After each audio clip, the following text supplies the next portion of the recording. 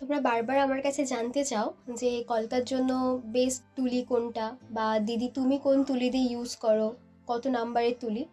তো আমার মতে সবথেকে ভালো তুলি হচ্ছে 000 সাইজটা কলকার জন্য।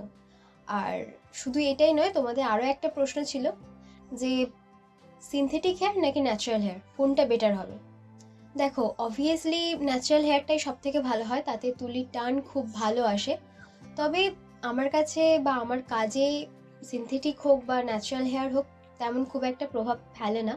যখন আমি যেটা পাই সেটা দিয়েই কলকা করি, এবং সেটা আমার কাজে খুব একটা প্রভাব ফেলে না যে সিনথেটিকে করলে সেটা একরকম হয় বা রিয়েলে করলে সেটা একরকম, সেটা কোনো ব্যাপার না। তোমাদের যেটা সুবিধা হবে তোমরা সেটাতে করো। ওকে। আচ্ছা, তোমরা অনেকে আমার কাছে ক্লাস করার জন্য বলেছো, এবং অনেকের বাড়ি অনেক দূরে হওয়ার জন্য বলেছে যে কাছে বাড়ি হলে করা পসিবল হতো।